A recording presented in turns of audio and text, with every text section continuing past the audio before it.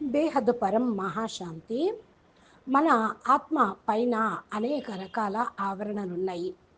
అయితే ఆత్మ పరం లైట్ తోటి తయారు చేయబడి ఉంది, రచించబడింది అని బాపూజీ ఆత్మ దర్శనం అనేటువంటి వీడియోలో చెప్పారు. దీని లోపల రికార్డింగ్స్ అన్నీ ఏమీ లేవు. ఆత్మ యొక్క స్మృతులు, అనేక జన్మల యొక్క స్మృతులు కూడా ఆత్మ లోపల ఏముండవు. దాని పైన ఉన్నటువంటి ఆవరణలు ఏదైతే చుట్టుప్రక్కల ఉన్నాయో దీన్ని మనం మైట్ అని పిలుస్తూ ఉంటాము.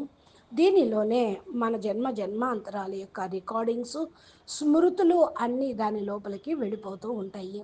మనము ఆత్మ దర్శనము పొందాలి అని సంకల్పం చేసినప్పుడు ఆత్మ లైట్ మైట్ తోటి ఏదైతే ఉంటుందో అది రికార్డింగ్లు ఉంటాయి.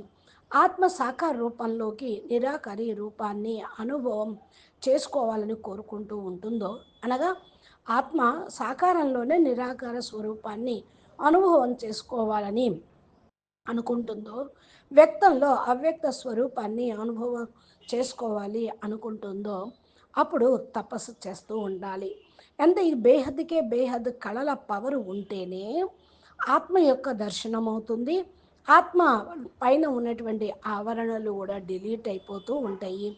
ఆల్మైటీ అథారిటీ తోటి కనెక్షను ఉండాలి. బేహద్దుకే బేహద్ కళల పవరు మన లోపలికి వస్తే ఆవరణలన్నీ కూడా తొలగిపోతాయి. దీనిపైన ఉన్నటువంటి ఏదైతే పొరలు ఉన్నాయో అది డిలీట్ అయిపోతాయి. అప్పుడు వారికి కూడా ఆత్మ దర్శనం అనేది కలుగుతుంది.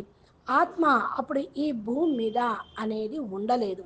ఆత్మ ఈ భూమిని, ఈ శరీరంను కూడా డిలీట్ చేసుకొని వెళ్ళిపోతుండేది.